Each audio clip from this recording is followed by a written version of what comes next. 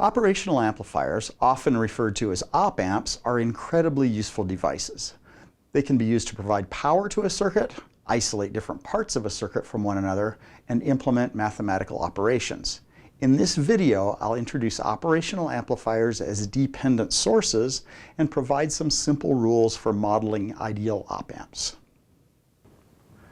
Before I get into any details relative to op-amps, there are a few basic ideas that you need to keep in mind to provide a framework for understanding their operation and analysis.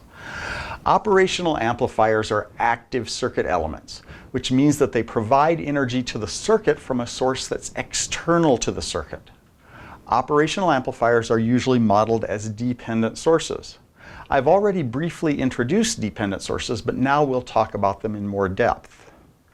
Since operational amplifiers act as power supplies, they do require a source of power from outside the circuit itself. As with current and voltage sources, our other active circuit elements, we generally don't worry about where the energy being provided from the op-amp actually comes from. So the ultimate source of power is often not shown on circuit schematics. This can make the operational amplifier behavior appear somewhat confusing. For example, it may appear that the rules governing op-amp behavior violate Kirchhoff's current law and Kirchhoff's voltage law. However, these laws are obeyed if you account for external sources of power. The circuit symbol for an operational amplifier is this triangle. The operational amplifier has three terminals that we need to be concerned about. There are two input terminals here and here. One is indicated by a plus sign. It's called the non-inverting terminal or non-inverting input.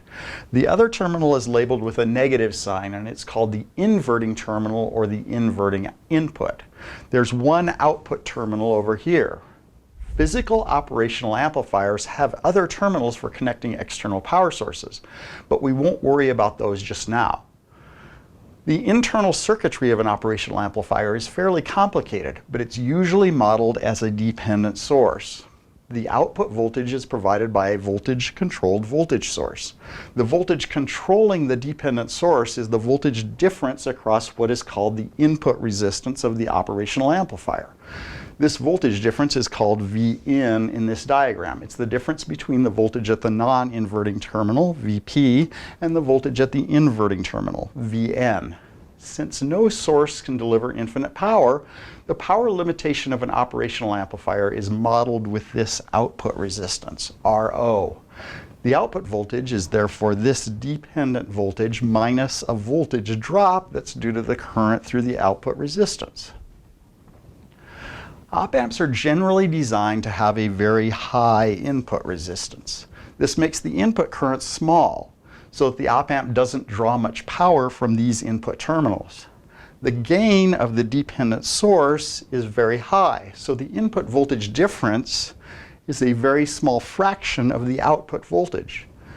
Finally, the output resistance should be pretty low so that the op-amp can deliver a relatively high current at its output terminal. Now let's talk a bit about the external power supplies of an operational amplifier. Although they're not usually explicitly used in our op-amp analyses, you need to know that they're there and how they work in order to make sense of the analysis process and the results. When the op-amp supplies are shown on a schematic, they're usually indicated in this way. There's a positive supply, which I've denoted as V+, and a negative supply, which I've indicated as V-. For an op-amp to function properly, all of these 5 voltages have to be relative to a common reference voltage. That means that if I show all the voltages applied to an op-amp, the resulting circuit looks like this. This is my common reference, which I've indicated as ground. Vp and Vn are the voltages at the positive and negative input terminals.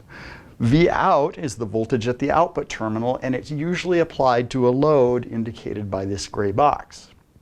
Finally, the supply voltages, V+ and V- are constant values, so I've indicated them with battery symbols. All of the voltages, the input and output voltages and the supply voltages, must be relative to the same reference. Notice that I out is dependent upon the external power supplies as well as these input currents. Just to give a bit of insight into actual op-amp construction, this is a schematic of a 741 model operational amplifier. The input terminals are here. The output terminal is over here. The positive and negative voltage supplies are here and here. Obviously, modeling the details of the op-amp circuitry would be fairly difficult. Luckily, if we make a few simplifying assumptions, we can approximate the behavior of an op-amp with just a few rules. We're going to use ideal operational amplifier models in this course. Ideal op-amps treat the op-amps as a black box with inputs and outputs, but ignores the internal components. Before providing the rules governing ideal op-amp behavior, let's take a look at what an ideal op-amp means in terms of our previous model. First, we're going to assume that the input resistance of an ideal operational amplifier is infinite. That assumption means that the currents into the input terminals must be zero. Second, we'll assume that the gain, A, of the dependent source is infinite. Since the output voltage of the op-amp must be finite, this assumption implies that the difference in voltage, delta Vin, between the input terminals is zero. Zero is the only number that results in a finite value when it's multiplied by infinity. Finally, the output resistance of an ideal op-amp is assumed to be zero. This implies that there isn't any limit on the current out of the operational amplifier, so that the ideal op-amp can provide unlimited power at its output terminal. Notice that the ideal op-amp absorbs no power from its input terminals, since the current at those terminals is zero. It can provide infinite power at its output terminals, though. Keep in mind that the power at the output is provided by the external power supplies via this dependent voltage source.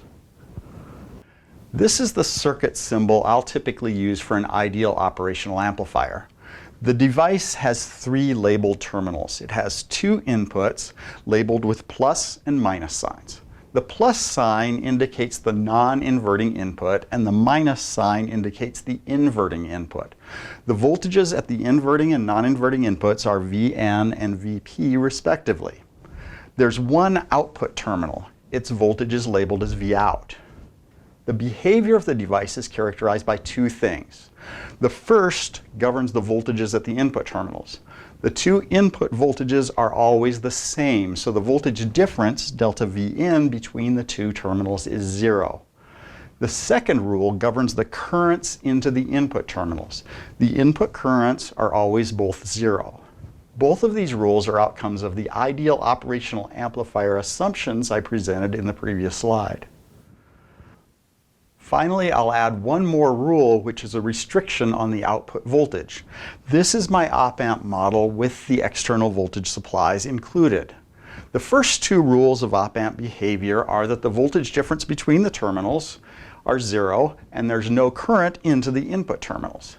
The last rule is that the output voltage is restricted to a range specified by the external voltage supplies, which are sometimes referred to as the rails. The output voltage must be less than V plus and greater than V minus. That covers the rules governing ideal operational amplifier behavior. The next step is to use these rules to analyze circuits containing op-amps.